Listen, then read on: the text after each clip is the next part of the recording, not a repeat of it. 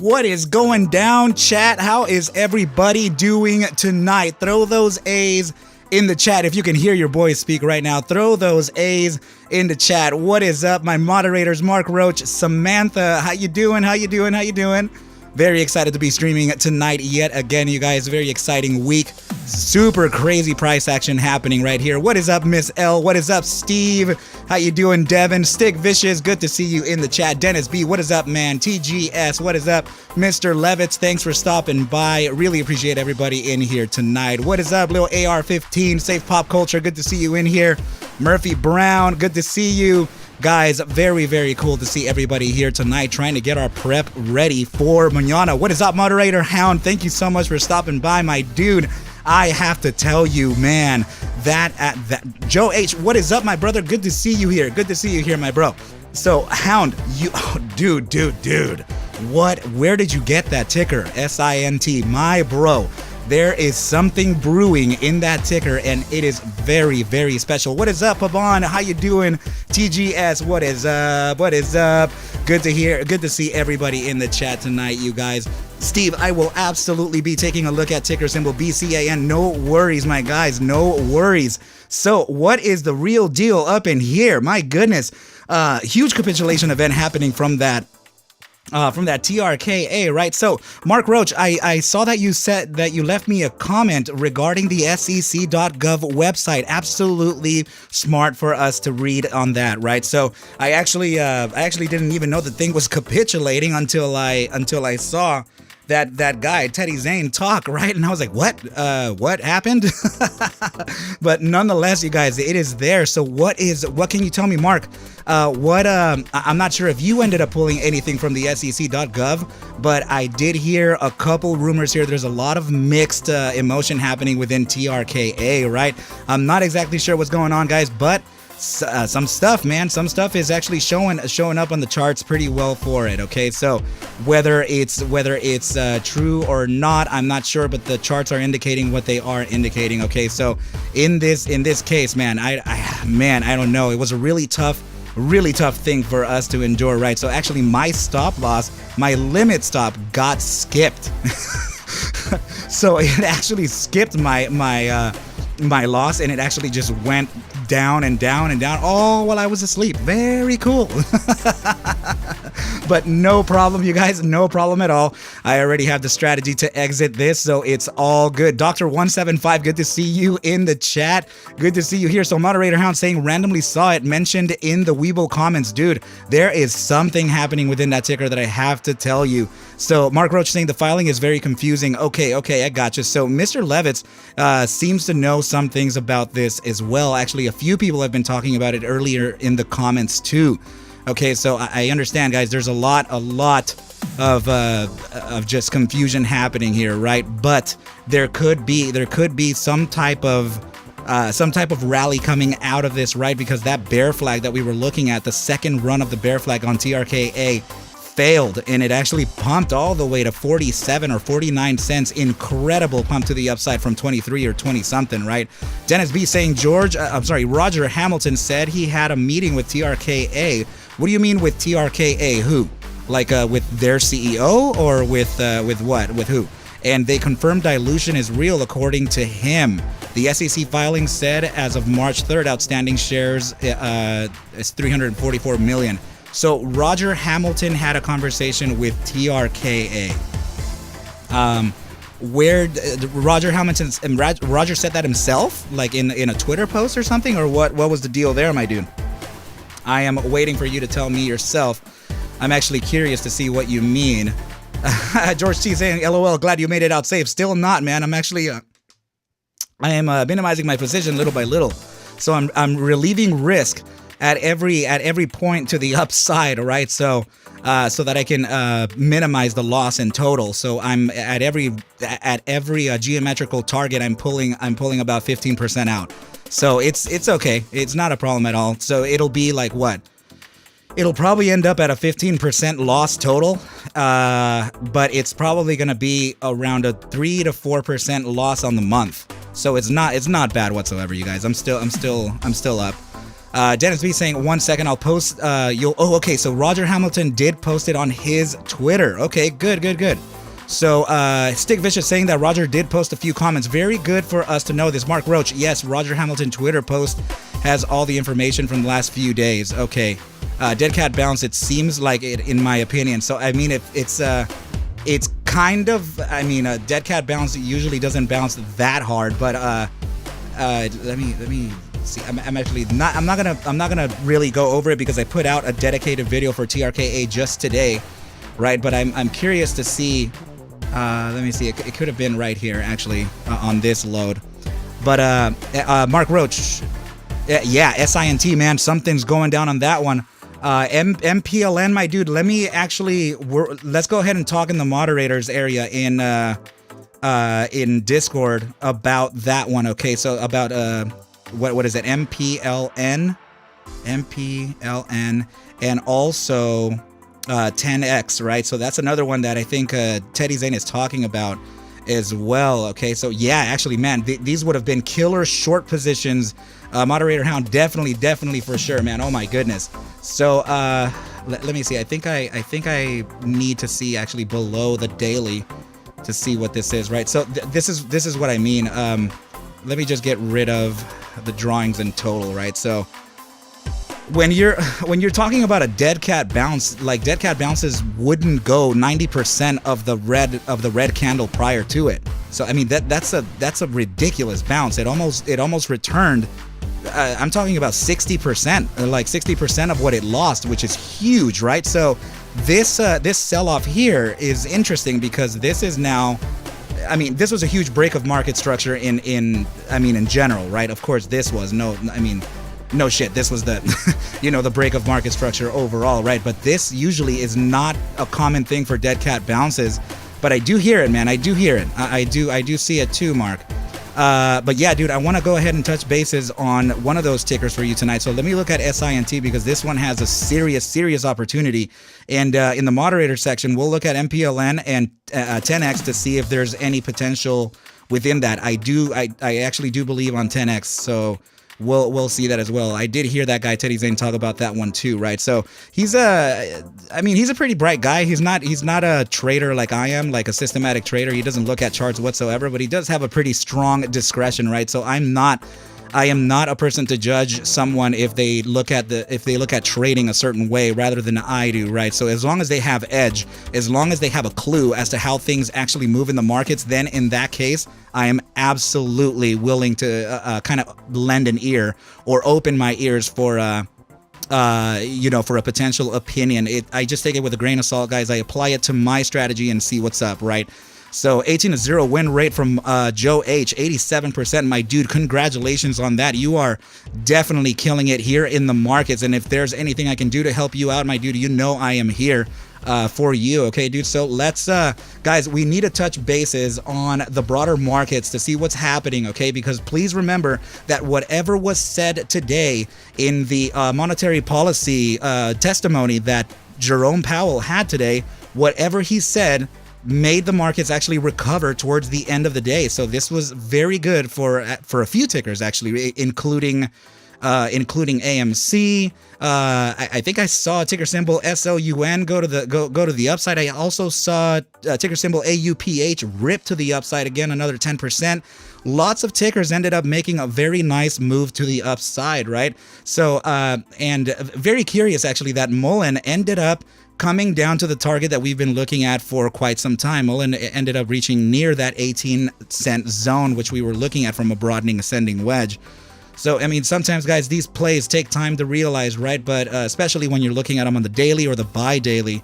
But it's all good, you guys. I'm very excited to have everybody here in the chat tonight. Very excited to be streaming here. We're going to go over now. Let me just get started. Yes, we're going to look at ticker symbol NVOS too. Okay, you guys, no problem with that. I want to start off with the NDX though, okay, because just like I said, actually, let me go ahead and take a note here. There we go. Yeah, I want to start off with the NDX, okay, because we do have a very nice, a hammer candle printing at the, you know, at the end of a downtrend. So what this is usually indicative of is actually a reversal or a continuation to the upside. And why can I say that? Well, because there's a couple things backing it. First of all, we're finding support from the 20-day exponential moving average on the daily, which is very strong. Kenny Powers, what is up, man? Good to see you here. And also the fact that we're building a very, very silly bull flag, right? So, guys, don't. I know there's a lot of pattern watchers here and stuff, so please just make sure to make sure to back your formation of choice with other metrics. Make sure that it can actually, you know, give you an upside bias based on other things. Do not just trade your formation itself. Back it up with other measures. Okay, so BetaBot saying, Arca, can you please look at BTC in daily and weekly, and what is the price target, please? Okay, so oh man, so I actually know that answer right now in a very speculative manner. Okay, so, and the reason why I'm saying this is because there's a little bit, BTC is landing in a little bit of a precarious situation right now, man. I'm not gonna lie. Okay, and I'm saying this because it's at a critical support. But if I can look at a downside right now, I'm eyeballing 21,180. And in fact, let me just pull up my phone here and see where it's currently sitting right now on spot price action, right? So that we can see what it is. Actually, my goodness, I have this new phone, and not everything is in just yet, right? So I actually can't. Hold on just a sec. Let me actually just see it real quick. And I actually do have my. Oh wait, actually I can see it right here, I think. So we're looking at 21. Yeah. So this is what I'm saying, guys. So right now the price action in spot price action, Binance, BTC, USDT, tether backed, is looking like it's at 21.7, but I am eyeballing 21,280 for a bounce to the upside. We must maintain 21,280 or 300, right? Because that is an inflection point. Okay, so that inflection point is also the support of a channel. If we do fail that with a minimum, I'm talking a minimum 8-hour candle at 21,300, if we fail that with a minimum 8-hour candle, then expect retracement back to about 19,500. But more so than not, I actually am under the impression, or I'm feeling, that BTC is actually already found that bottom. Mark Roach, thank you so much for that. I already think that BTC found that bottom with the 15,000 mark that it did a couple months ago, right? So whatever is happening right now is essentially just building another macro higher low.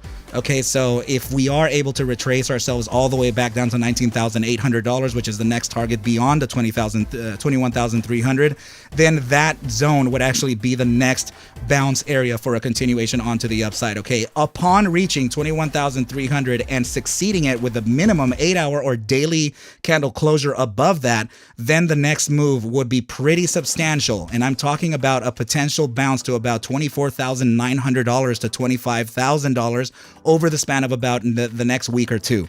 Okay, keep an eye on those closures, because BTC is looking a little, you know, it's in a precarious situation. It's really close to that support, to the support bottoms. Okay, so that's it for BTC. Let's go ahead and now continue on with still, that's part of the broader markets, right, you guys? So it's all good. So continuing on with the NDX though. So NDX is still looking like it may actually push onto the upside. Okay, so referring to volatility, and I'm sorry, actually, yeah, maybe so.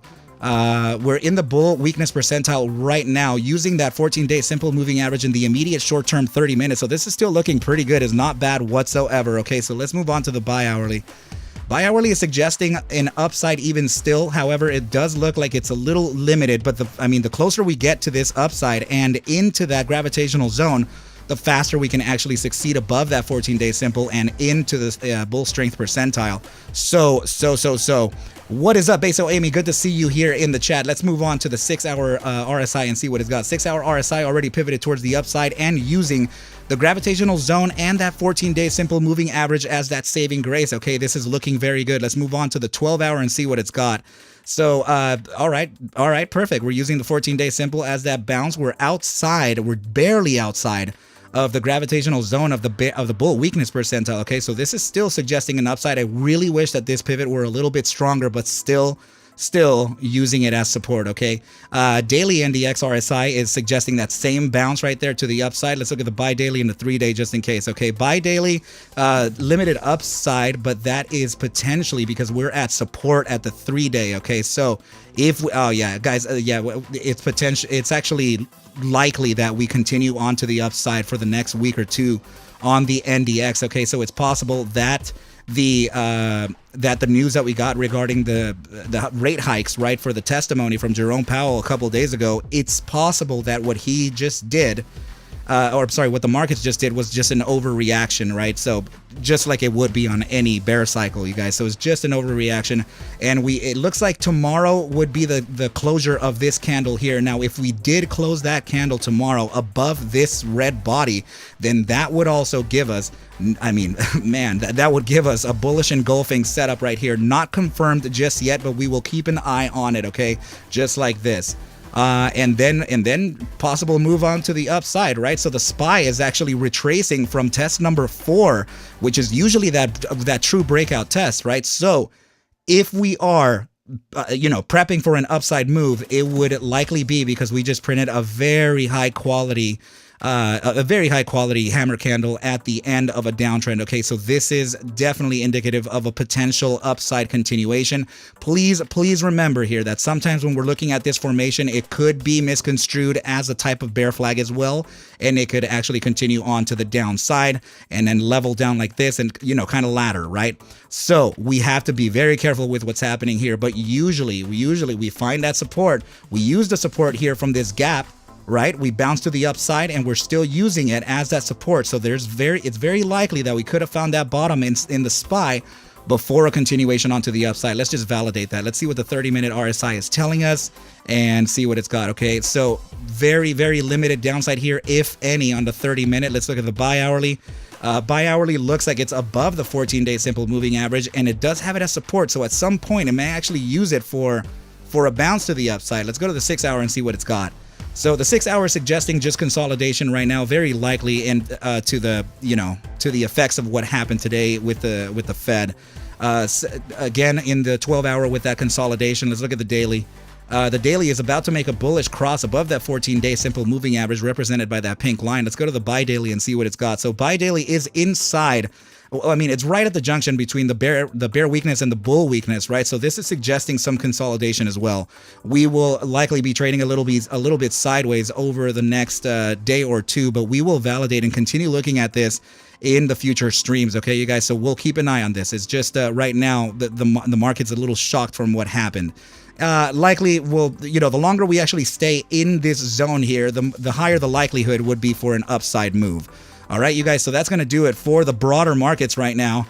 And let's just go ahead and finish off this analysis because we do have a few tickers to look at, of which I am very excited to share with you tonight. Lots of opportunities coming in, okay, you guys? I love it. All right, so let's see. So regarding let's see, I'm going to start actually bringing down the music just a little bit, right, so that we can get into a more serious note here. And I just want to point out that there are a few tickers that are being did you hear my little guy over there? He said, "Daddy." He can hear me talk. So there are a few tickers that were recommended in the early ticker picks, the ticker picker in the Discord, right? So Murphy Brown, I'm not sure that I can actually get it today, but I'll go ahead and include it into the list as well. Okay, so regardless of the fact, it's in there. Okay, ticker symbol MAXN. But I do have to say that there are a lot of tickers that are suggesting a massive upside, okay?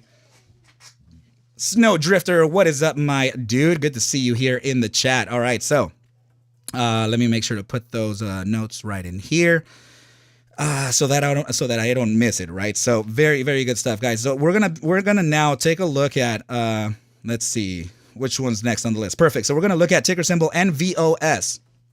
So if you're curious If you're Diamond Music Production, what is up, man? Everything is definitely good, my dude. No complaints here whatsoever. Okay, you guys, I'm actually just enjoying some time with the family. Being able to stream with a controlled amount of time allows me to be able to focus on the master students that have already registered. Which, by the way, all of your welcome packages should be rolling out. I think tonight and tomorrow. Okay, so I've already started some rollouts yesterday, and I will be announcing the time and date. But if you are a master student, please expect it to be Sunday, not this coming Sunday, but the following Sunday at 1 p.m. Pacific. Okay, you guys, so we'll go ahead and get that going. So now let's just go ahead and dive right into ticker symbol NVOS and stop the crap. Okay, so the last time we looked at this, I know it's a little bit of a mess right here because it's just whatever happened already happened. Okay, so when we were looking at this the last time, we were thinking about a breakout at this point here, which is where this trend line was, right? So the reason why you see the trend line starting here is because that's where I had my old triangle formed, right? So it was somewhere in here.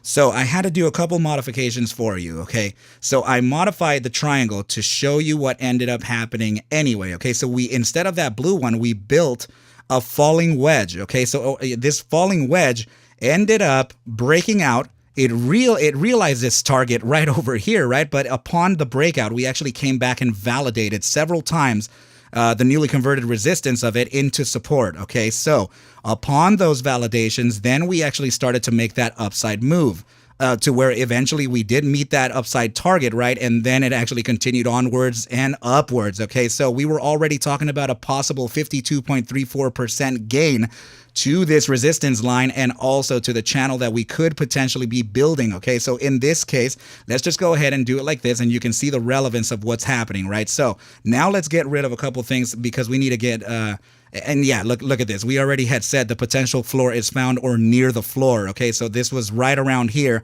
We came back, found that same floor, and then bounced to the upside, right? So good stuff in line for NVOS. But I wanna now touch on a very important thing here, okay? Because right now the closure of this candle ended up closing right at our price objective from the triangle, okay? So very curious for it to still be respecting those targets even so. So now let's count what we're doing, okay? Let's get rid of these things here and like this right over here and see what we got. So there's a potential that we're building an ascending channel right here, of which we're now facing test number 1 of, okay? So if this is test number 1, then there could be the potential to where we're going to be trading within the inside of this channel and then reaccumulate for another test to the upside. That is not guaranteed, and we're going to back that, okay? We're going to make sure that we can use that information as viable, okay? So let's go ahead and see or refer to momentum. First of all, let's just go down to the 30-minute immediate short-term time frame and see what it's got, okay? So 30-minute RSI is giving us an upside pivot almost immediately, okay? So this is already looking pretty good. Let's go to the bi-hourly and see what it's got. So bi-hourly time frame, let's see. NVOS is one of my bigger gains, actually looking to go long. Okay, Arca, I'm sorry, Joe H. Yeah, we'll see what's up with this one, dude. There is an upside pivot on the bi-hourly as well, okay? So this is still looking not bad. Let me just continue on with the puzzle pieces. We'll gather them all and see what it's got, okay? So this is very interesting from the 6-hour time frame RSI, as it is penetrating outside of the gravitational zone and influencing this 14-day simple moving average to the upside, okay? The only thing I don't like is that it's still very close to the gravitational zone, and it also still has the 14-day simple moving average as a resistance, okay, you guys? So Stick Vicious, thank you so much with that donation, saying family first, but digging the earlier live streams and scheduled time. Thank you so much, my dude. I really need to make sure that I can adjust for the master students here, as I am eternally grateful to everyone, okay? So, guys, yes, this is looking, but thank you, Stick Vicious, for your dono. That really means a lot, dude. Thank you. So anyway, you guys, let's go ahead and continue here. Yeah, Beso Amy, East Coast, right? I'm trying, you guys, I'm trying. So now the 12-hour time frame is essentially it, okay? So it's looking like it's a temporary downside, okay? If we're going to face a temporary downside from NVOS, we're going to have to take into consideration some fibs and some moving averages, okay? So let's go ahead and open up the SMAs, right? So the SMA 200 and the 10 are located right at about 16.46, 16 cents. Okay, so let's take a fib now from the maybe actually let me see the dates over here. Okay, so I'm gonna see what it's like from this area here. Okay, from the swing high to the swing low of the previous candle. Okay, the candle print. So let's go ahead and do that real quick and see what it's got for us. Okay, there we go. There we go. All right, so we said just at about 16 cents, right? So please go ahead and, my goodness, let me undo that. There we go. So go ahead and notice that between 16 and 1587, we have the 4-spot 618 golden mean and also the 4-spot 236. But more importantly, at 1690, we were at 1640 something, right? So let's see. Yeah, about 1648. So very likely this can actually face support within this zone here for a load up. Okay, so I mean, I'm not saying that that's the end all be all. First of all, there is a tiny little psychological component right down here that can be applied and can be respected. Okay, this tiny little gap right over here can serve as a point of support as well. Here's another one for you to keep in mind. Okay, this one right over here, and it's landing right in the zone that we are looking at geometrically. Okay, so this gap would be more than likely the area that we can find a bounce. Okay, so I mean, it's kind of a distance away right now. Okay, so I'm not saying that we're gonna go there. I'm just saying that it's likely that we can go there. Okay, so let's go ahead and pull up the EMAs and see if we can get a little more surgical with this. Okay, so there could be a bounce facing between the space of about 1793 and the EMA 7 at about 1834. Okay, so which is literally the 2-spot 272 and the 2-spot 618 golden mean. So let's go ahead and make that as one of the areas where we can find a bounce, right? If we do find that bounce, since we are inside of the channel, reclaiming the inside of this channel may very well be the bounce that we're going to use to kind of validate this as a resistance before touching down at this overall. I mean, it could be the medium area, right, for a support touch. If we do wick down to this area, it's still fine, okay? The reason why I'm saying this is that upon touching down these areas, there could be the likelihood to where we come back and test number 2 of the resistance, okay? So we just have to see what's up. The 12-hour time frame is still suggesting that downside. I am kind of basing this around the RSI signal space, or the space between the RSI signal and the 14-day simple moving average, okay? So very, very, very likely we can touch within these areas here, okay? So let's now continue on to the daily and see what it's got. Daily suggesting some downside as well here, okay? But I want to just point out here that this is, man, wow, if we were able to just kind of use this candle here, this would have been great. Very high quality hammer candle after a downtrend, and using the EMA 7 as a valid area of support. So I mean, I like it a lot. Let me see this right over here. Yeah. Very cool. All right. So, and now the other thing is, guys, is that if we're looking at the 12-hour, the daily volatility versus momentum, there is still upside to be looked at, right? So we're still within the bullish control zone of momentum here, and we're at critical volatility. So the problem here is that there is downside from critical volatility in the 12-hour and the 8-hour. Okay, so this is what's telling me that we are likely to face these targets down here. So now looking into the higher term targets, go ahead and notice that we're about to enter critical volatility with an upside pivot, entering the bullish control zone on the buy daily, and the 3-day is actually just showing us that we could potentially have already reached the mean of price action, right? So which could have been, let's see, it could have been at around 13 to 15 cents, right around there, and now we're starting to pump to the upside. But just please keep in mind that nothing is guaranteed in the markets, okay, you guys? So that's going to do it for ticker symbol NVOS, all right, you guys? So let's go ahead and just finish this one off right now. Let me make a quick note here that we did finish it. And now, guys, I am going to talk to you about a very exciting ticker, okay? So this is ticker symbol... I'm sorry, I just paused right now because I think somebody knocked on my door. Let me see. It doesn't look like it. Okay, so SINT, guys, man, there is something brewing in this, and it was actually Moderator Hound and a few other people who brought this to my attention. Okay, so regarding the daily time frame, I think it was let me actually see the 3-day. It may have been a higher. Yeah, so the 3-day time frame is showing us it's very hard to see some of these drives, right? But let me just go ahead and zoom in, as there are actually 4. So you can see there we go. You can see the one right down. Actually, it can be corrected to there. Okay, so we have 1, 2, 3, and 4 drives of regular bullish divergence forming right now and have just confirmed.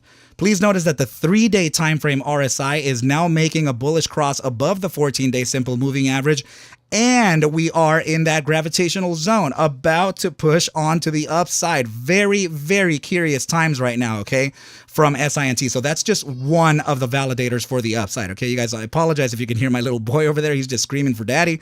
He's trying to see what I'm doing. He's just having fun throwing things, okay. I think that was him knocking on the door via his little action figure. So guys, let's go ahead and now look at the next resource of an upside potential. Okay, please notice this. Okay, so in the momentum, we already have the signal fired to the upside. Okay, so I want to just point out to you this. Okay, these arrows are pointing at to 1, 2, and actually not even that one. Wow.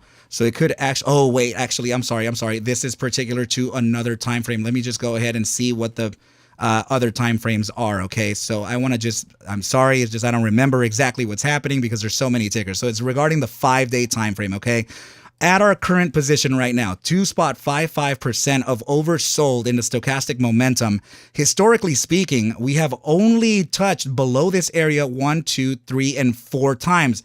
What does that mean for us? Well, that means that we have a higher likelihood of bouncing very, very soon from these areas, okay, because we have 4 prior iterations historically speaking. The first one was in July 24th, 2018, okay, so it's got some historical back to it.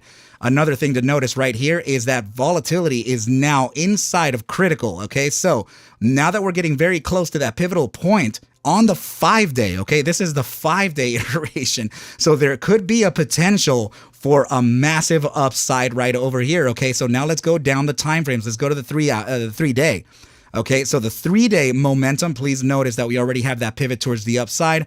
We're very much in critical and probably going to start printing the red bars or the red 3-day iteration bars maybe even tomorrow, right? So this is already looking very, very juicy. Let's go to the buy daily and check this out. Buy daily already with that signal fired. We're at critical volatility, printing 2-day bars right here over and over and over again. Guys, this is a massive amount of volatility buildup. Okay, so this is an explosive move happening to this. So, Mark Roach, yeah, I noticed that SINT is such a high-risk play. I was definitely going to get to it later, but notice, guys, yes, the float is 319.85 right? So very tiny float with just a tiny cap of 1.09 million, okay? So high-risk play, but everything in physics is actually suggesting an upside. Let's go to the daily and check this out, okay? Go ahead and notice that we still have an upside pivot and actually contracting from critical volatility as well on the daily. And in this area, we start to kind of change it up just a little bit, okay? When you're looking at this contract to the downside and then it starts making an upside, that doesn't mean that it's invalidated. It only means that it's continuing, okay? So we still have an upside pivot on the 12-hour coming down from critical volatility. We are actually still in a contraction phase now, starting to expand again. Let's go to the 8-hour and see what it's got. 8-hour upside pivot coming from critical contraction. This is the other play, okay? So this thing has a play starting from contraction and starting from expansion. This is, I mean, there's likely a pretty powerful move happening within this ticker. Let's go to the 6-hour volatility versus momentum. Please notice that we're coming out of critical contraction with an upside pivot even still, okay? This is what I mean.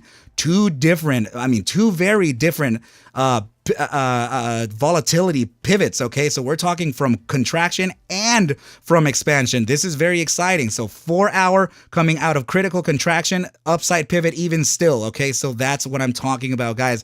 There is absolutely an opportunity right here. So the bi-hourly and the hourly are suggesting our potentials and our entries, okay? So these are very, very awesome time frames. So speaking from, let's see, upside pivot starting from the 4-hour all the way to the 5-day. And we haven't even seen the weekly, right? So the weekly is now in critical volatility and starting that pivot. My goodness.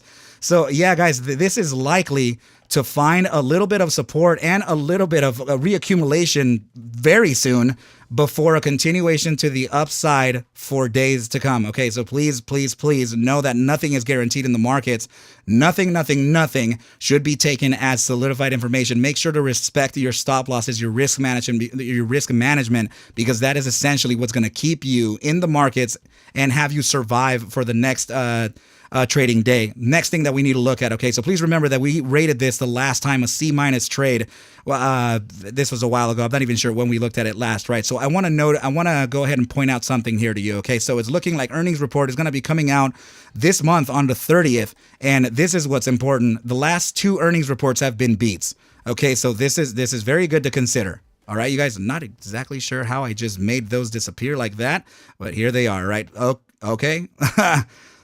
What is going on? My goodness. All right, you guys. So yeah, nonetheless, so we do have 2 earnings reports that were beats prior, right? And now the earnings report is coming up again.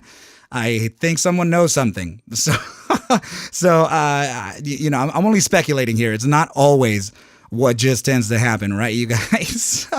So now let's just go ahead and see if we have any type of loading zone from the immediate short-term time frames. Okay, so yeah, so the 30-minute and the 15 are at resistance right now on the RSI, okay, as well from our zone right here that we're testing as a resistance. Okay, so if we were to look at the immediate short-term time frame, we're sitting at about $3.35 right now, and there could be space for a loading zone right. Actually, whoa. Okay, if we can reach this, it would be incredibly bullish. Okay, so let me get rid of volatility versus momentum and take a look here that we do have a gap that we can look into. Okay, this could very well be the bottom side entry for us. Never actually assume that it goes all the way down here. Okay, we just have confluence in this area. Okay, first of all, it is a gap that we haven't filled just yet, so that means that we're likely to find like a type of support from it on the top side, not on the bottom side. And also we have the 30-day exponential moving average located right at that top side of the gap. Okay, so now let's take an inverse fib from let's see. Actually, we'll take it from the, actually, we'll take it from this one here. Okay, so inverse from that shooting star and to that point area, please go ahead and notice the 2.618 located at $2.94 within our area. Okay, so the golden mean is right there as well. Lots of confluence here.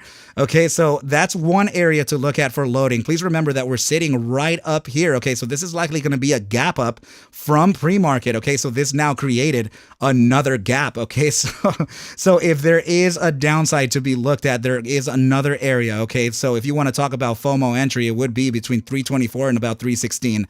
Okay, you guys, in this geometrical target.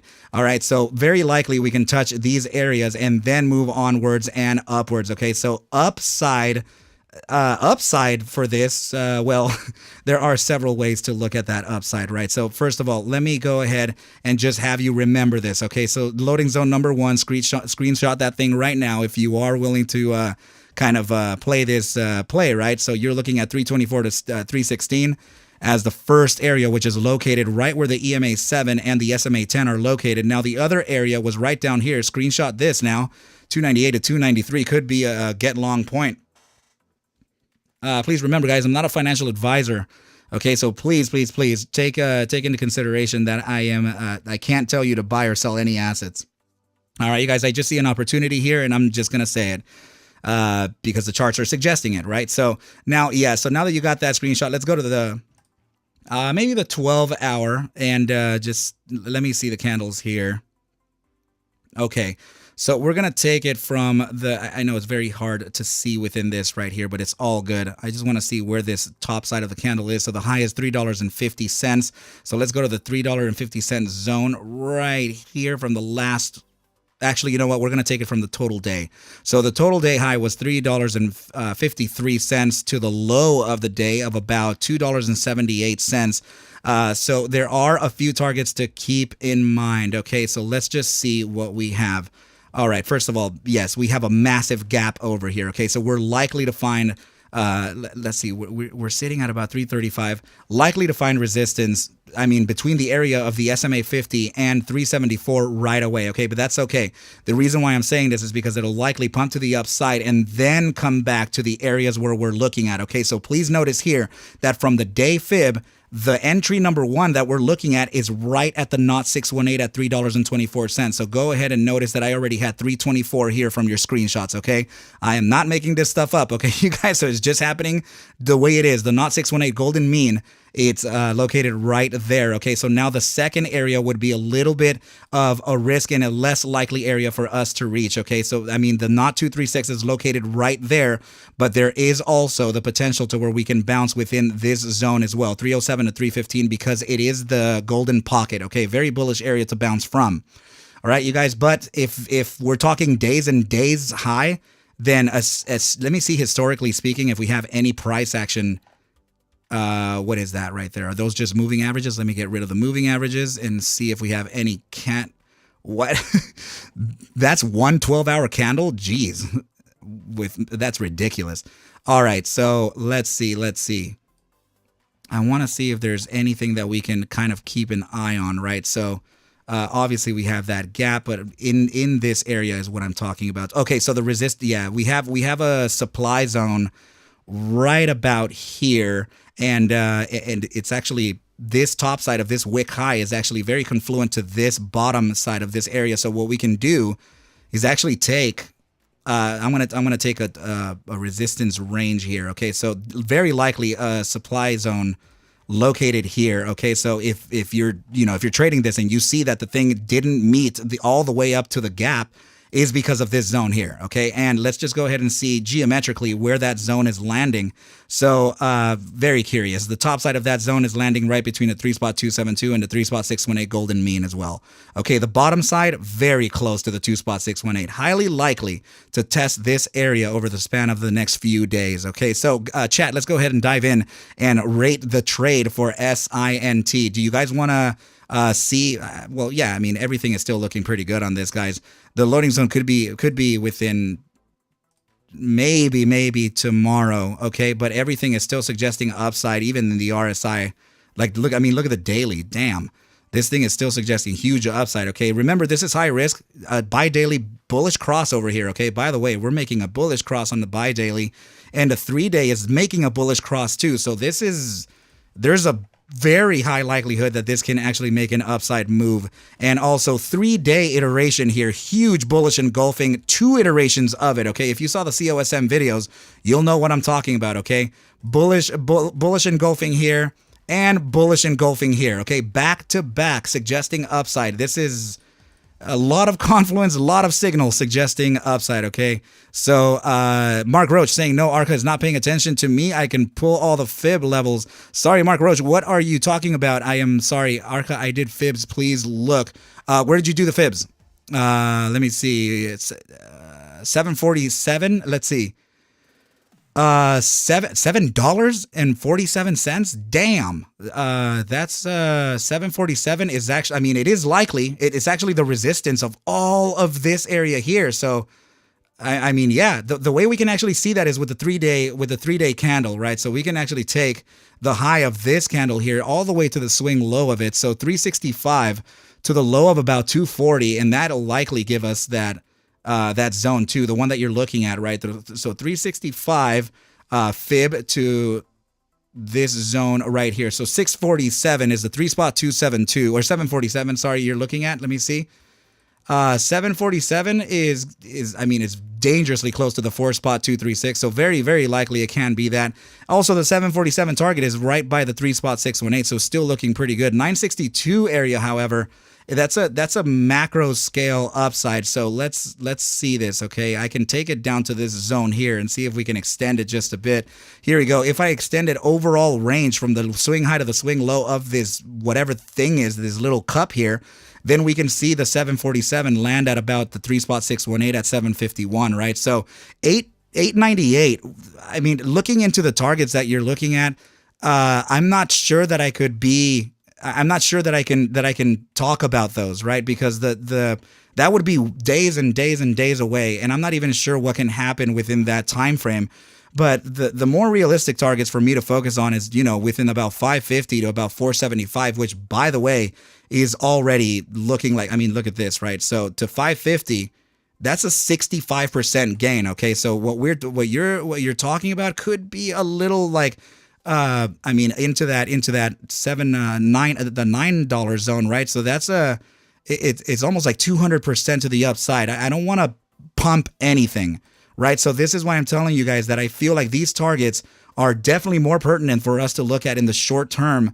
And in the swing trades, sure, we can then look into those, right? I just don't want to put anyone in danger, but definitely good to see that your targets are playing very well with the fibs here of my own too, Mark. Thank you so much.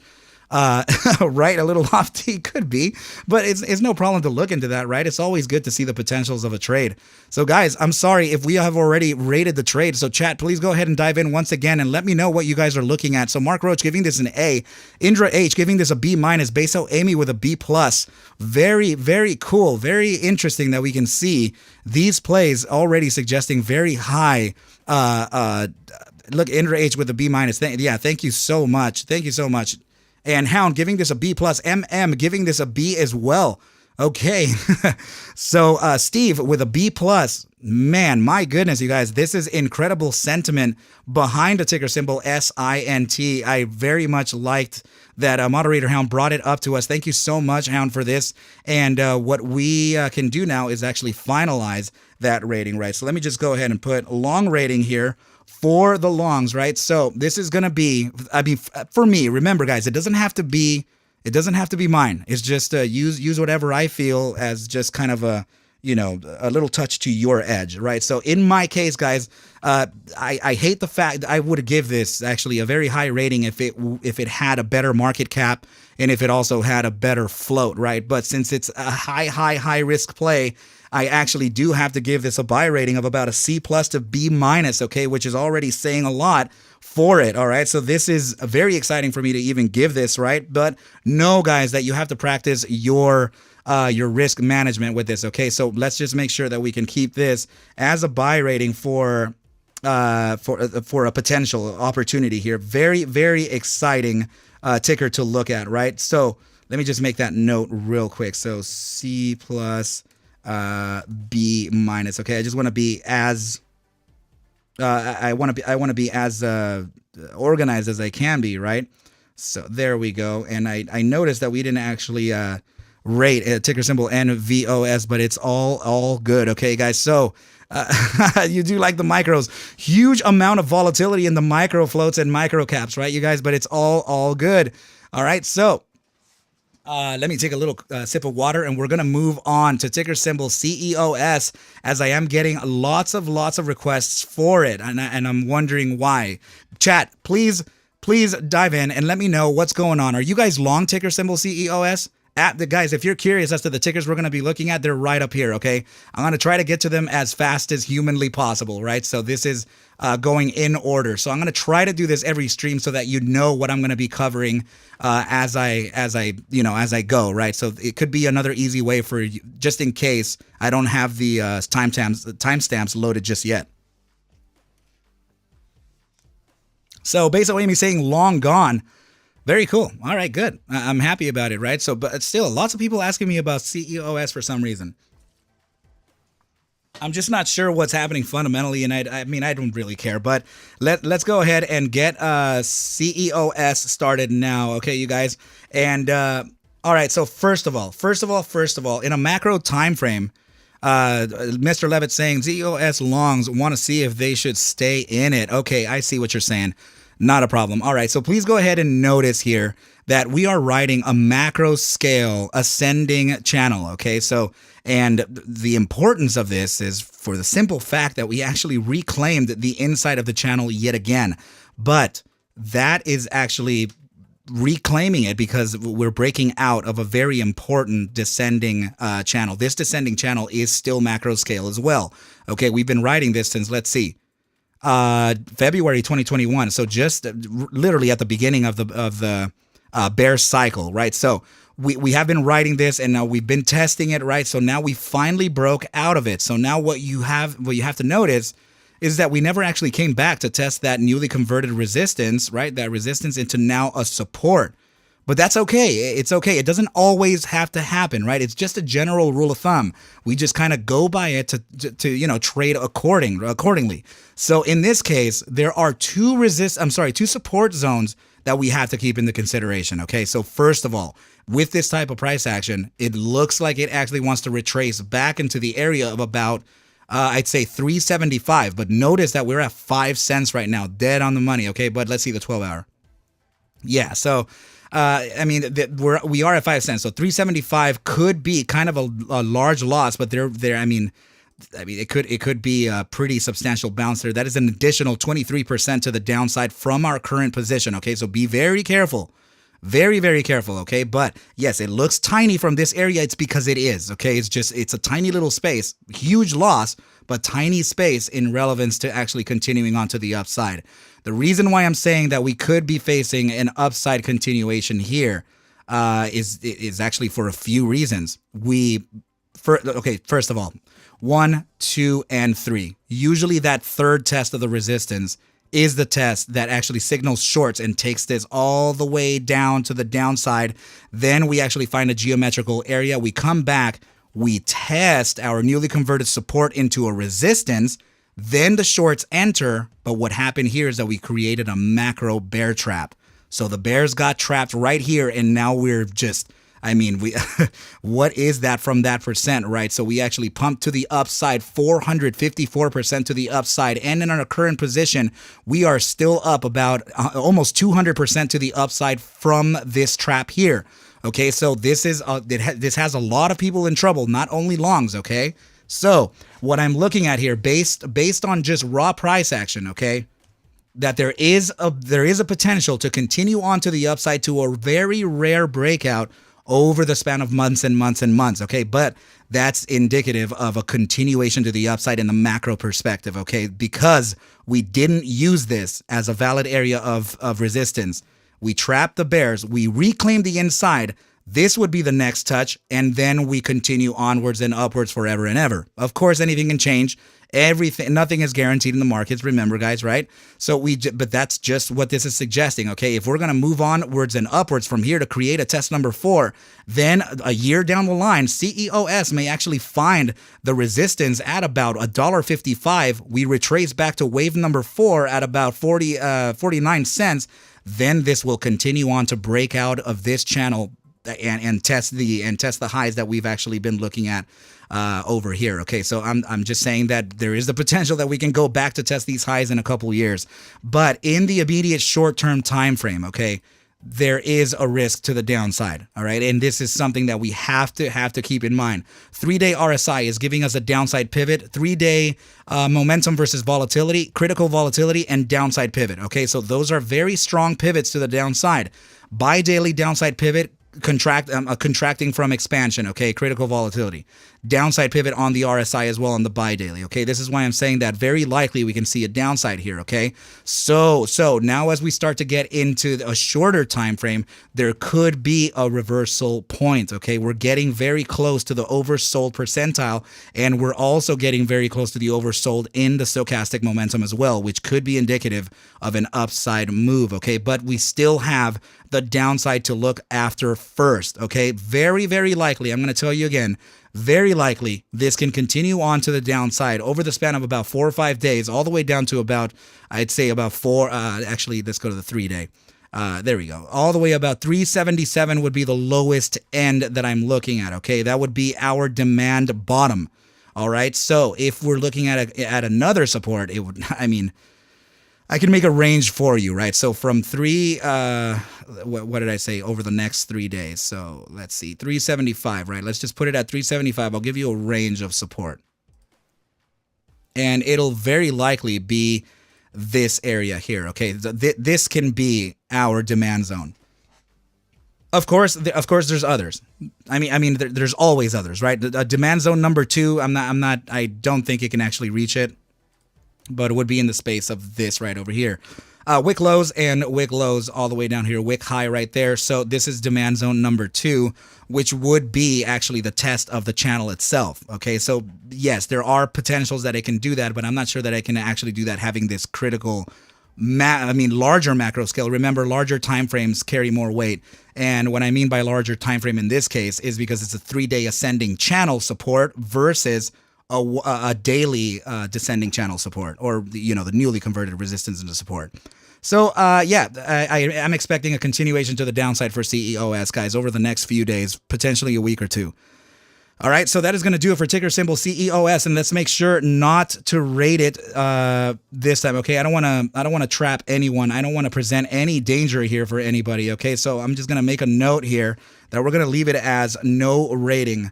All right, you guys, thank you so much, everybody, for stopping by. Please make sure to hit that like button. Make sure to subscribe to the channel if you haven't done so already, and everything will be good, right? So Powerlifter, what is up, my dude? Yo, Arca, and the chat fam, hope all is well. Everything is well here, my dude. Hope all is good with you too, okay? So 6 Cents Ninja, can we look at Zella if you got time? Thinking of getting in. Thank you so much. So 6 Cents, I'm going to go ahead and put it on the schedule, but I'm not sure that I'm going to be able to get to it, okay?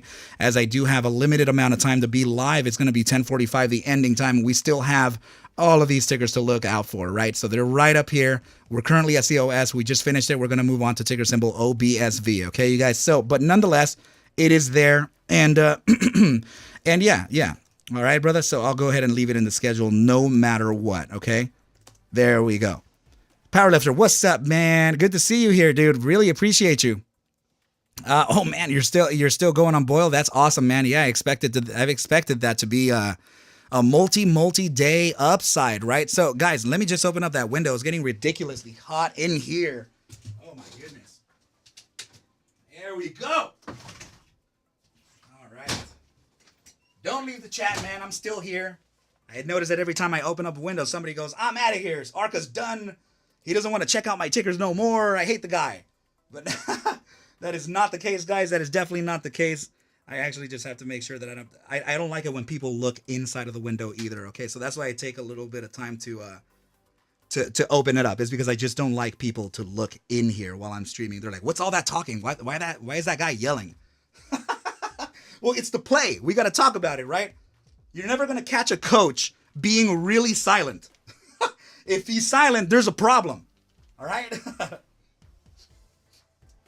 Good deal. Now let's get the headphones back on and continue on the analysis. So ticker symbol OBSV. What is, actually, hold on. Dennis B. Arca, I know you have a full plate. Just one question. Do you feel good about COSM? I have to go to bed. It's late here. COSM. When did I check that? Was that yesterday or was that, let me see. Oh, very lucky for you that I have, that I have all of this still up, right? Yeah, man. I'll just look at it for you real quick. So let's see. I mean, damn, upside pivot on the bi-daily momentum. Upside pivot on the daily momentum. Jeez. COSM is still. All right, so reaccumulation period tomorrow. It's just going to have, and it's very, very short-lived, and it's going to be likely between the 6-hour and the 12-hour, so that it could be a little bit of a red day tomorrow, but it's going to be likely for just reaccumulation, okay? So that's not going to take it's not going to take a lot of pressure from the bulls, as the bulls are absolutely still in control. Expect a downside to about the space, let's see, about $4 and no, let me look at the 12-hour just in case. Here we go. Okay, so expect a downside to about $3.98. And the bottom side, I mean, very, very bottom side of about 385. I don't think we can actually reach that. So 398 to 391, 398 to 391 could be that zone before a bounce to the upside. So what it's pretty much doing is just that it's reaccumulating as it's going. So zigzagging in and out, right? COSM is still looking very good for the longs. So yeah, man, not a problem. You can actually rest assured that this is still looking pretty strong for the bulls. So guys, let's just go ahead and make sure that we can get OBSV in the chat and in the record, right? So what time is it right now, man? It is 10:13 p.m. We are looking good. We are styling, right? Let's go ahead and now move on with this ticker. We have a few things to talk about this, okay? First of all, we have a psychological component, a little gap over here from the space of about, let's see, 1478 to 1606, and we're currently using that right now as that form of support. This is why I tell you guys, make sure to keep that gap in the gaps, that keep them in play for future play, right? So that's that old saying. Another resistance that we are facing right now is because of another gap, okay? That's very curious that the price action would actually stop there, right? So I thought I had the tool up, but now I do. There we go. So this is the resistance that we're facing right now, the closure of the daily candle, okay? So if we look at the 12-hour, let's see what it did. So yeah, the resistance we faced on the daily took us down to about 1671, okay? So 1671 located right at about here.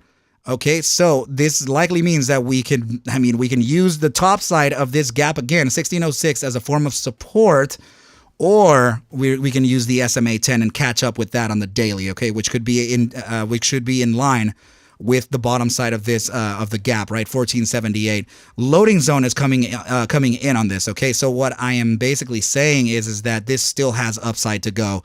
And why can I say that? Well, please notice that we have an upside pivot on the daily, volatility versus momentum critically in the 90 percentile of volatility, okay, with an upside pivot even still looking very good. Let's see the buy daily, volatility versus momentum. Notice this, upside pivot on the buy daily, critical volatility. Let's see the 3-day. 3-day with an upside pivot, but we're making a cross here. Look at this. We're making a cross. What I mean by it's intangible. It's an inanimate object. I don't know why I say we all the time, right? But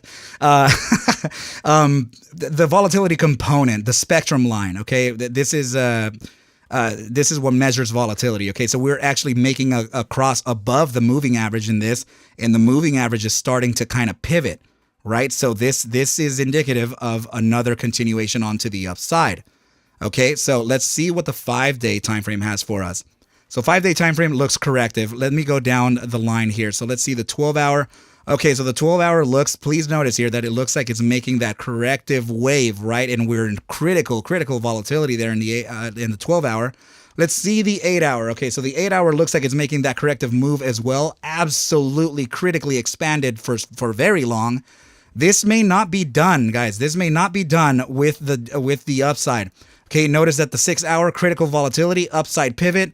Man, oh man. The 4-hour upside pivot, critical volatility, even into the short time frame. Wow. Okay, so the hourly and bi-hourly are suggesting the entry zone. Okay, so if we're looking at immediate short-term time frame downside, okay, so it's very likely actually. I'm sorry, guys. Hold on just a sec. Let me just, I got a notification on my laptop in front of me. I can't have that as I'm typing all of this stuff. All right, so there we go. All right, perfect. So yeah, what I'm saying is that it's very likely that we can actually face this zone as reaccumulation. First of all, a 200-day simple moving average on the 30 minutes located right in confluence. I mean, it has confluence with that 1478 target, right? So this is a very good target to keep in mind. Let me see if we can get a little surgical and apply the 7-period and 30-period exponentials. They are serving as resistance, so this is literally telling us that we still have some downside to go. So very likely we can find reaccumulation with this zone. Let's go to the bi-hourly and see what it's got. So bi-hourly is on the RSI. Oh man. First of all, it's in the gravitational zone here, which could pull us back up. It is making a bearish cross, which could have us. We can't use that one. Okay, it is using a downside pivot even still. So it's lengthening the downside bias. Okay, so the 4-hour kind of validates that. It is using the 14-day simple as a form of resistance. And we are in the gravitational zone of the bull weakness percentile, very likely to continue to the downside there as well. Let's see the 8-hour. And the 8-hour could be where the play is located, right? So the SMA 14 is located right at that gravitational zone of the bear weakness percentile. Very likely for us to come back and face both of those areas of support before a continuation on to the upside. And the 12-hour, yep, the 8-hour and the 12-hour is where it is, guys. Very, very likely we can go into this area here for a reaccumulation before a bounce to the upside. SMA 14 in that gravitational zone of the bear weakness percentile and the 14-day simple. Okay, so right here we can actually face a bounce just like we did right here. Okay, and right here and right here. So I see the upside on this, guys. It's definitely happening. I mean, not definitely, right? I'm sorry that I'm using that language. The daily time frame already is using using that 14-day simple as that form of support, right? So we're bouncing to the upside. Everything is looking good on this. Buy daily RSI making a very bullish cross above that 14-day simple. Let's see the 3-day. The 3-day is about to find that support as well. Okay, you guys. So yeah, I'm definitely, this is absolutely healthy. And the upside targets for this, let's see. Let's just take a quick look, guys. I'm not looking at the chat at all. Okay, you guys. So please know that I'm not ignoring you. I'm actually just trying to make sure that we can get all of these out of the way. All right, you guys. So because there's limited time, I have about 25 minutes left on the clock, and let's just go ahead and see what the 12-hour upside can look like. We're gonna take it from the swing high to the swing low of the day of today. Right, so upon the validation, upon these areas here, let's see. So, I mean, very likely we have already a space of resistance here. Okay, so between the 1.618 and the 2 fib is a very likely resistance range. Okay, so right in this area here. Okay, this is likely a resistance range. So now, if you were to just take a measurement from the top side of the loading zone to the bottom side of the first target, that you're looking at about almost a 62% to the upside.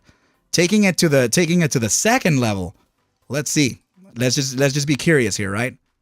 That's taking you to about 76% to the upside. Now let's measure from the bottom to the bottom. All right. So here's this one. You're looking at about 75.23% from here to here, and now from the bottom to the top, right? So here we go.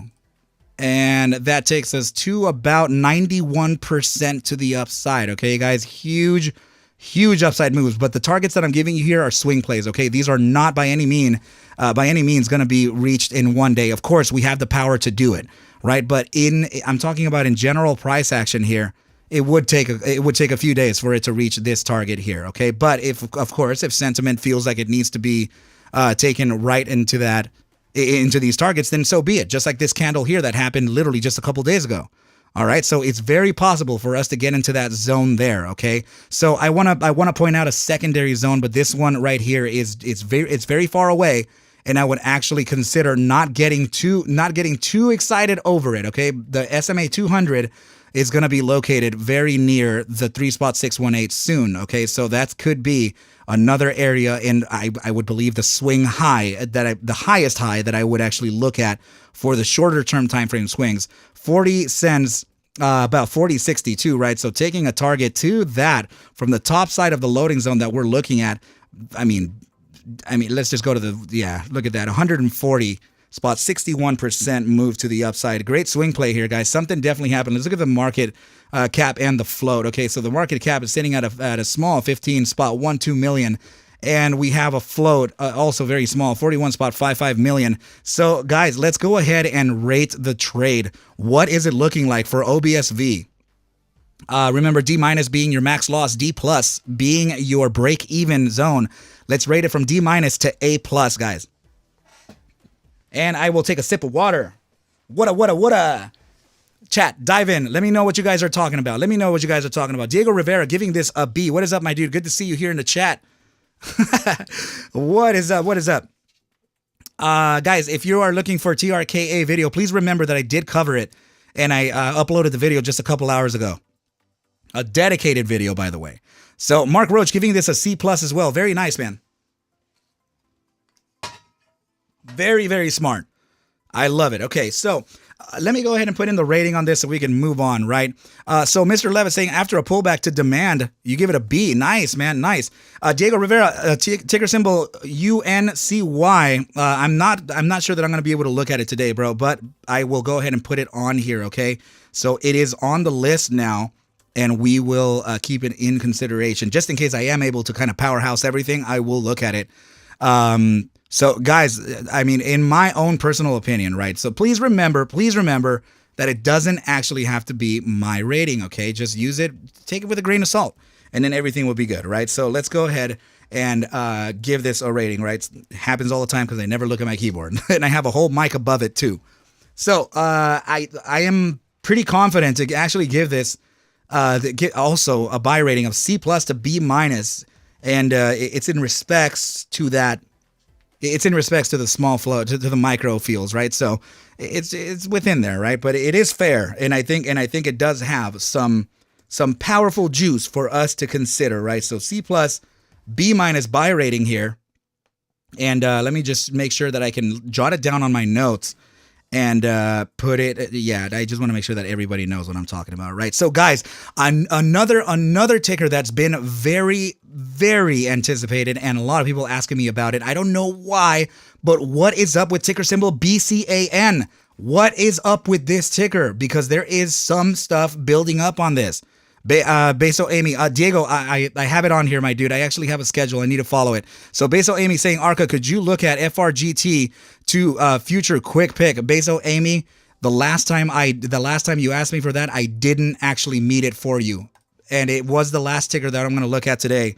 But because I missed you the last time. And I hated that you said that too. You actually got to me when you said I've actually given you donations and I never asked you for anything. Can you look at this ticker? And I didn't look at it that time because of that time. I felt really bad, and I will go ahead and do that for you nonetheless. Okay, so thank you so much, and just know that I respect everything that you do and everything that you how you support me. Okay, so FRGT is another ticker that I believe to have a little bit of downside coming in. Okay, so in respects to a broadening descending wedge that we're riding here. Okay, you guys, so let me just go ahead and make sure that we can get this one taken care of first, guys. We'll move on to BCAN right after this. Okay, so again, Beso Amy, I apologize for what happened the last time. Okay, so I hope you don't hold it against me, and I will do this for you this time, as I have done it before. I've even done it for Diego once, right? So in this case, yeah, let's continue on the analysis, right? So FRGT on the daily has already a gap and a very, very psychological component for us to keep into consideration, because it could be a very strong area of resistance. Let me see the 12-hour though. So 12-hour 2387. 2420 on the daily market close. Okay, so go ahead and note this into the play, okay? We have this as a psychological component and can work as a very strong area of resistance. Okay, so I'm not saying that we're going down, but we're going to validate that right now, okay? So let's just start counting, first of all, what we've done in this broadening descending wedge. Let's get rid of the SMAs to gain visibility. And, okay, so we have test number 1 of the resistance. This is test number 2 and 3. Okay, and now test number 4 is entirely faked out. Okay, so this means that we're in accumulation. Okay, the accumulation period means that we're actually getting prepared to make an upside move based on the test number 5 probability. Okay, so test number 4 and 5 are the ones that actually usually have us take that upside, right? So I want to just point out a couple things here, because it looks like let me oh man, I don't even want to call that. It's just so stupid. Yeah, I'm definitely not going to call that. Okay, so all right, so anyway, let's go ahead and validate the moves that we're looking at. First of all, daily volatility versus momentum. We're getting across above the 14-day simple moving average. I'm talking about the component, right? The volatility component and a downside pivot. So let's look at the buy daily and see what it's got. The buy daily is looking like where the setup may be. Okay, we're about to get into critical volatility here, and we have an upside pivot starting. All right, so not quite validated just yet. And here's another one. We touched into critical volatility. We're starting the contraction, but if you can tell, the volatility component is starting to expand once again, which may very well take us into critical expansion. All right, so this is along the lines of this means that this momentum would correct to the upside, and we would have a massive move to the upside based on the 3-day volatility versus momentum. Okay, so yeah, this is looking pretty good. Let's go to the 12-hour volatility momentum and see what it's got. All right, so about to correct that move to the upside. We don't have the volatility at any particular area, right? So, all right, so the setups are not quite yet. The setups are we definitely have some upsides here, but nothing significant. So, and it's actually going to be after maybe a week or a week or two even, right? So in this case, let's go to the 30-minute immediate short-term time frame RSI and see what it's got. So a little bit of a consolidation with slight bearishness happening on that RSI. Let's go to the bi-hourly, see what it's got. Okay, so again, a little bit of consolidation here. This actually makes me curious, and I'm wondering if there's something in the fundamentals that may just have this a little pensive, right? So again, in the 6 hour, some consolidation as well, just some sideways trading, just like it kind of has been here, right? Of course, resisting from that gap and everything, but still sideways nonetheless. Let's go to the 12 hour. 12 hour consolidation, slightly bearish. Okay, let's go to the daily. The daily RSI still consolidating, right within that gravitational zone, and we have the 14-day simple as resistance as well as this gravitational zone too. So we'll likely be doing this. So the daily is giving us that man, and this one as well.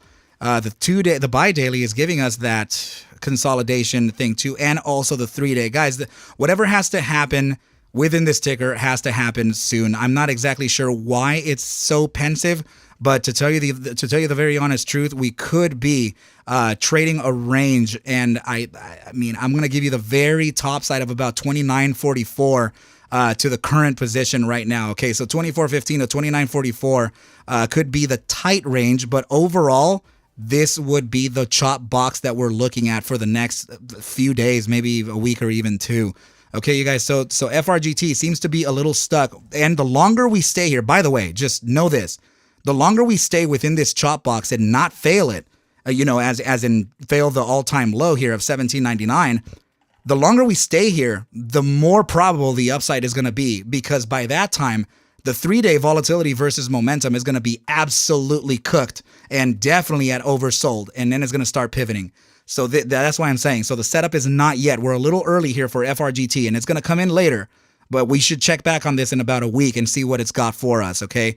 So let's go ahead and now finish off the ticker symbol FRGT. We're not going to rate it, guys, because I don't want to get anybody trapped in this, but this could be indicative of a floor being found, right? So that floor could, or near it, right? So the floor could be 23.11 or even into the area of about 20.47, okay? So I'm just giving you a secondary, a wick low position, right? So, I mean, we're at demand right now. So FRGT looking pretty good, but let's make sure to check back in a week, because this could potentially have a huge upside for us to go, which then would introduce the breakout of test number 5, retracement back to validate this newly converted resistance into support, and then the overall take profit would be at the genesis of the formation itself. Of course, it doesn't actually have to be met. I'm just saying that this is per the playbook rules. $6.13 overall, chop for weeks and months, and then eventually reach freaking 1,000% or whatever that is, right? Let's see. So, wow, get that away. It's a 2,000%, 25,000% to the upside, right? So very interesting moves here, okay, guys? So definitely keep an eye on this, as it may actually present a nice opportunity. Another thing to notice is that it doesn't have any earnings misses whatsoever, okay? So very interesting times for ticker symbol FRGT, okay? Let's see. Look at this. It's already getting bullish news, but this is on January 30th, so it's nothing relevant right now.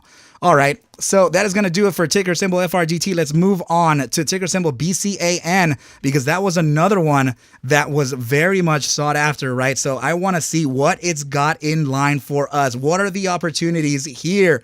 All right, man, oh man. So let's get it started, guys. All right, so we're riding a broadening descending wedge on the daily chart over here. So what we're looking at is test number 1, test number 2 of the resistance. We have test number, it may have been arguably a test number 3. It looks like a fake out though. This could be that test number 3 for sure. We capitulate on test number 3, just like always on the playbook rule, right? Krishna Reddy, thank you so much for CLNV. I'm not sure that I'm going to be able to get it today, but I will try my best, okay? I will put it on the list, but just know that it's, I have a few tickers to kind of take a look at, right? So, but thank you so much for stopping by. I have it now on the list, ticker symbol CLNV. All right, guys. Ooh, look at this. Volatility and critical, upside momentum, upside RSI. All right, number 4 breakout out of this broadening descending wedge, suggesting an upside. So please remember that this is in a way a macro scale reversal formation. Okay, and why is it a reversal formation? Well, it's anxiety. We're building up. It literally started at the beginning of the bear cycle. Look, 12. Let me see. Yeah, I mean, right at it. Yeah, it's December 20. Nah. I guess it could have, right? It's very similar to what other tickers when they started capitulating, right? So, I mean, nonetheless, we've been writing it for definitely a few months, and this is indicative of a continuation onto the upside. But let's go ahead and see if we have any loading zones. But let's look at the bi-daily. Actually, let's go down the line. So let's go to the 12-hour. All right, 12-hour critical volatility, upside pivot on momentum, and we're getting very close. And actually, we're inside of the bullish control zone. Good stuff. 8-hour time frame, upside pivot, critical volatility here as well. Nice.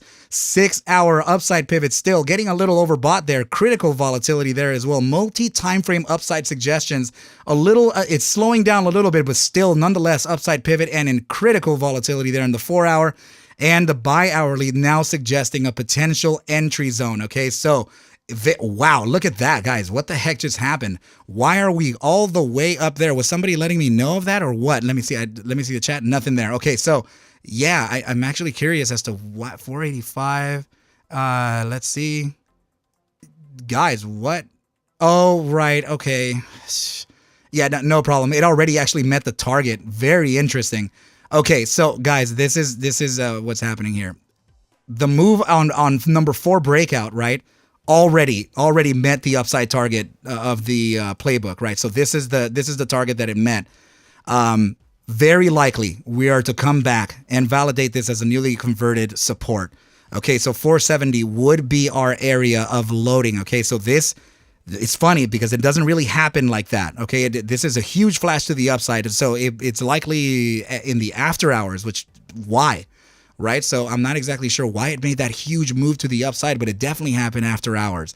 Okay, so 470 could be one of those areas to look into. Let's go to the smaller time frames and see if we have any moving averages near there. Of course not. Everything is going to be below it. So now what we do in these situations is actually take a fib to see if there's any areas of confluence between a geometrical target and the support touches that we're looking for, right? So let's take an overall range high to range low and see what we got. Of course, we're right at the 1.618 right now at 485. Very strong area of support. If we are to fail this, it's very likely to be for this 4-hour gap right over here. Okay, so let's take a note of that because it should be very close to the 2.272 or 1.272. Sorry. Yeah, actually, it would be right there. Okay, and then to the lower candle. So yeah, guys, this is our loading zone right over here. Okay, so yeah, we're looking at 2 targets right now: the 470 zone and then the bottom side of about $4.45. So, and another interesting thing here is that wherever we pivot, wherever we stop at, that's going to be now a new very significant gap and a very strong support. So it's looking good. It's looking very good. I mean, especially since it did this, right? It already met the playbook target of 469. In fact, it just went all the way to 547 and retraced. Of course, it's going to retrace. And let's see why it retraced. It went to the gap resistance here. So yeah, nice, very nice. It is respecting its gaps. So this is another way that we can know that it is a potential, that our gaps from the downside loading zones are very well respected. Notice the gap right here on the 4-hour and resisted right at it. Right, so now very likely we can touch $4.60 now that we're looking at this, right? So nice, Steve. You picked some up. Very, very impressive. Good stuff, man. So just expect a little bit of a downside reaccumulation area right before a continuation onto the upside because, I mean, everything is suggesting it. Please notice that the 4-hour RSI is just straight moonshotting right now. It is in the bull strength percentile and no give, right? So I am speaking directly into the immediate short term, okay? Because we are already at overbought on the RSI 30-minute, right? Huge overbought right here. So let's see. There we go. 15-minute is the, I hate to use divergences in anything less than about an 8-hour, okay, you guys? So just know that there is a type of divergence here already happening, particular to this pivot here, okay? So I'm talking about price action making a higher high and volatility. Oh, actually, no, I thought it was higher. It's actually right at it. Yeah, no, there's no bearish engulfing. I'm sorry, there's no bearish drive here for divergence, so that's good. But this still is suggesting a downside. So remember, 15 minutes here, okay? 15-minute candle. This is likely to live out really fast. The space that I'm talking about that bottom side of about, let's see, 444. If we were even able to reach that 444, it probably would be in respects to the 14-day simple moving average located right over here in the 15-minute RSI. So this is likely to find a loading before a continuation onto the upside starting on the 30-minute. Notice that. Hourly upside, by 4-hour upside, 6-hour upside, 8-hour upside, 12-hour upside. Man, look, this is barely going to enter the bull strength percentile, and it's in the gravitational zone on the daily, making a huge bullish cross above that 14-day simple. Huge opportunities here, guys. All right, upside pivot on the bi-daily RSI, 3-day RSI pivot straight to the upside, crossing that 14-day simple. Very important cross. And let's look at the 5-day. 5-day making a very bullish cross above that 14-day simple also. My goodness, guys, this is, look at that. RSI on the weekly crossing above the 14-day simple as well. Man, oh man, this can potentially phase days and days of upside, and it could be right after a very short-term reaccumulation, guys. Remember those targets that I'm telling you, okay? So, very likely 443 to 460 would be the zone to look out for, right? If we were to kind of come down a little bit lower, then I'll give you one more zone that could very well be hit, right? 414, but I'm not sure that it even has the juice to go that low. It's just massive, guys. This is crazy. Let's see the cap and the float, right? So 137 million. And let's see, 13.39 million float. Okay, so it is high risk, but it's not as high risk as others, right? So this is very impressive, and it's definitely suggesting upside. So the loading zones are right down here, guys. Please remember to take note of these right over here. Okay, so and then this one would be the lowest one potentially, right? So chat, let's dive in. What are we rating this? Because the upside targets for this are, the range between 690 and about 639 would be the first area to look at, right? So right into here, this is the resistance touch that we're looking at as target number 1. All right, the second target would likely be between the 3.618 and this wick high of about 791 and 855, very likely to happen in days to come, okay? Who knows, because of this huge price action, right? I'm not even sure what's happening with this, but let's see, among the pre-market gainers and nothing else, okay? Very interesting. So let's see, we're getting some... so Steve giving this an A rating, Mark Roach giving this a B rating as well. Man, guys, within this zone for loading, and I know it's high risk, right? I know, I hate it. I'm better at small caps, guys. I'm not I know I have a good hit rate. Okay, I know that oftentimes the targets that I say hit right on these micro caps, but I have to tell you that it does require so much effort for me to kind of understand where it can go because of the volatility that is presented with such a micro cap and such a micro float. Okay, so it comes with a huge challenge. So I'm just telling you that my personal area is small caps. Okay, and that's, if you think I have a good hit rate here, imagine there. So in this case, I am actually compelled to give this actually just a B minus, right? And that's actually a lot to say coming from me, right? Because I don't specialize in this type of float. I just get a lot of requests for it. All right, so in my personal opinion, I think this has a very good chance. Huge probabilities to the upside, and I'm even thinking about it as I'm talking to you. I'm still thinking about it. Like, should I rate that? Like, should I keep it as that? But yeah, guys, I think it's there. I think it's good. Long rating B minus for this, and let's go ahead and just end the ticker now. And go ahead and I have room for one more ticker, guys, and let's look at ticker symbol ATXI and see what we got in store for that one, as I think I did see a pretty nice opportunity there as well. Okay, so let's go ahead and without any further ado, let's just go ahead and dive right into that now. So news, something about the patent filing. Nice, man. Thank you, Steve. Made 1,700 off a TRKA. Now this, my bro, let's go. Let's do it. So very likely I can actually put up a play for this. So guys, go ahead and stick around. Join the Arca Bulls trading community in Discord, and we'll share this play. All right. So ATXI. Let's go ahead and get this one started so we can finish off the night and make sure to get our work done and pre-market prep. Right. So let me just take a quick little note here. Perfect. All right, so first thing to notice here is that we are building a descending channel, which already is a bullish statement coming out of this ticker. Okay, so the last time I talked about this ticker, we were actually right in here, and I suggested a potential upside to about $1.57.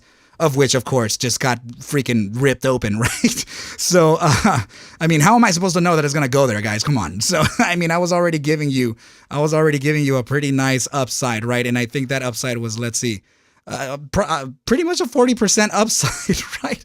But then it went 100. Nice. Very good stuff. So the previous resistance, the previous demand zone that we had here is still being used as a resistance now, which is very interesting, okay? So let's go ahead and see what volatility has to say, though, okay? Because I already see some very interesting situations here. Please notice we're in critical contraction right now.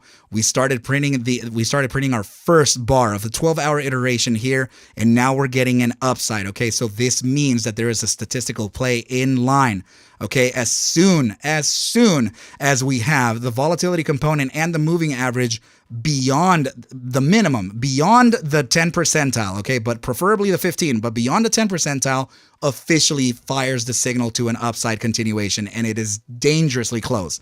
Okay, so ATXI is another opportunity here. Okay, so let's go ahead and move on to the daily time frame and see what it's got. Okay, so daily time frame looks like it's already trying to make that upside. It could be making those waves, right? So we don't know just yet, but let's go to the buy daily. All right, so the buy daily is suggesting an upside, but not quite on the critical volatility zone, which means that the likelihood of the lower time frames are in critical. Let's see the 8-hour.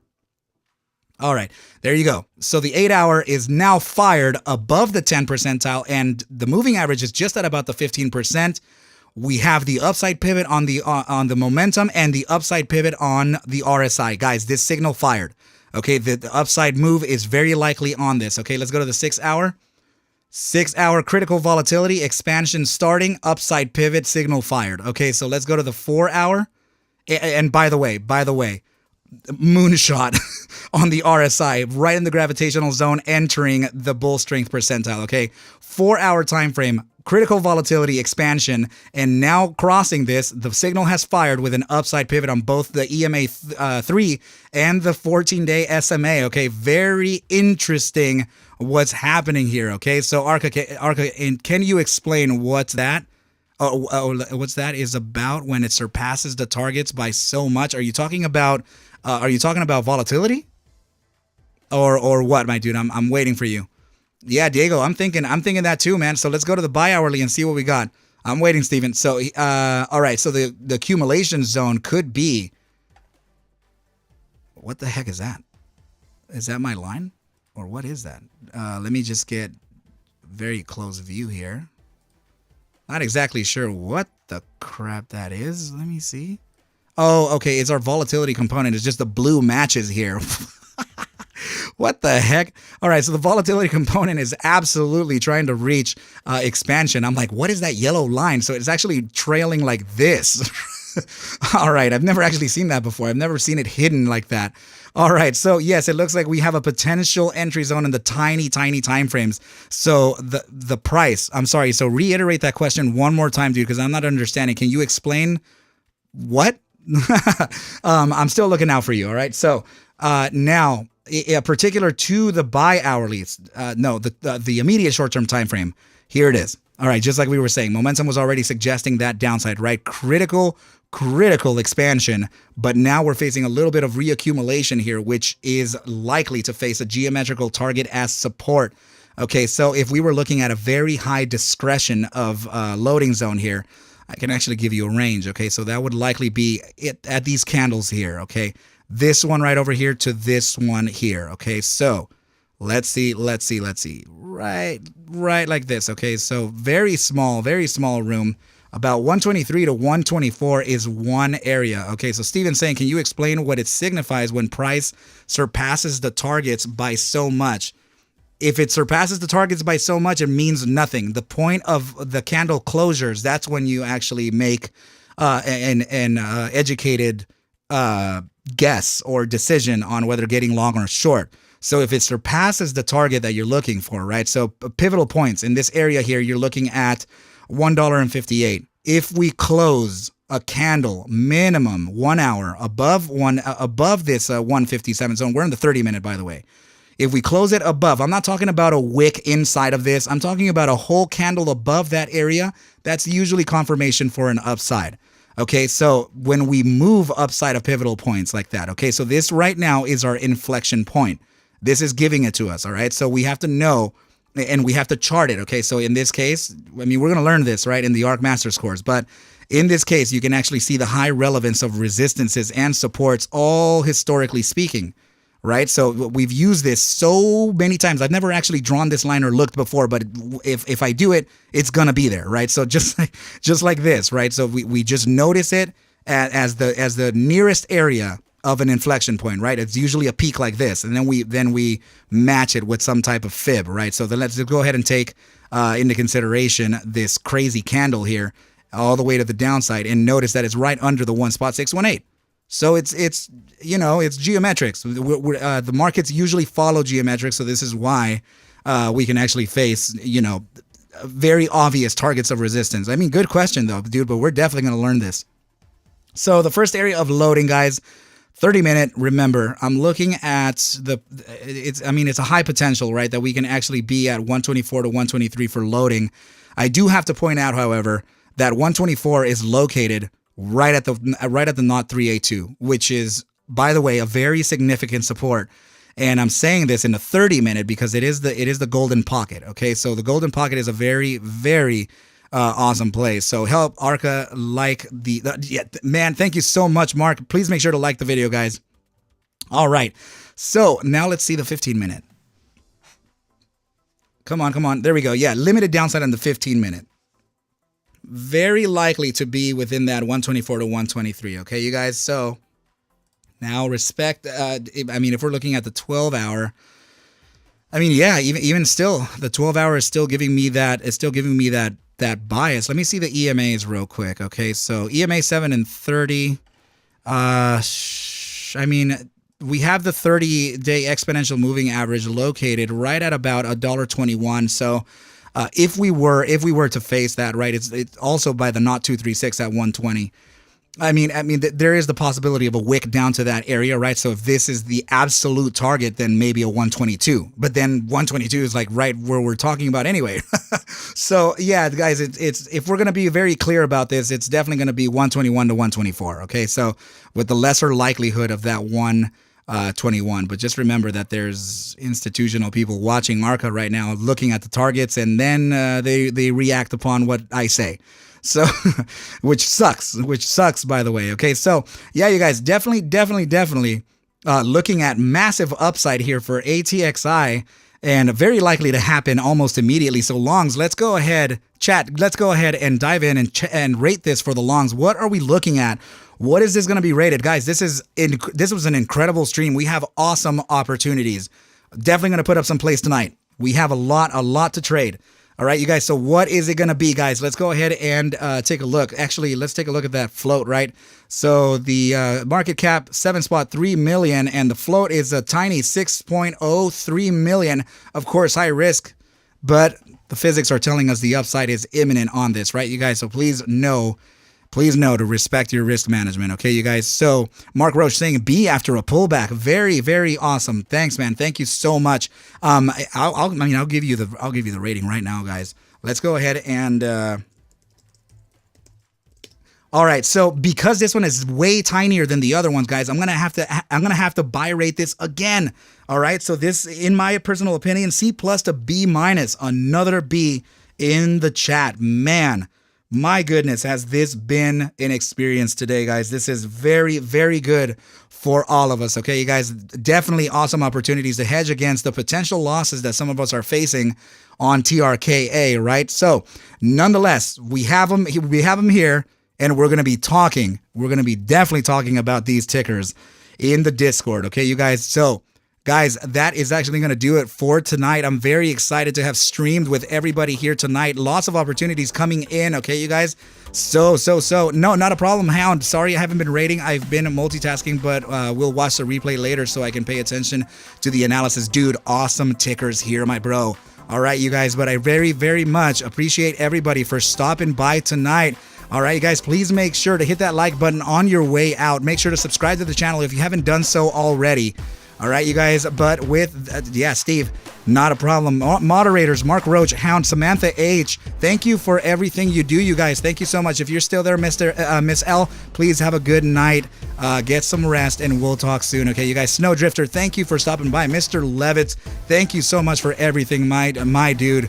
Very, very excited for the tickers that we're going to be looking at, okay? Moderator Hound, love you, buddy. Please, keep an eye on the tickers that we're going to be looking at, all right, dude? So, Mark Roach, keep an eye on them, okay, you guys? So, with that said, you guys, I wish everybody a very good night, and I wish you all very well, and I will catch you at the bell mañana. Later, Steven.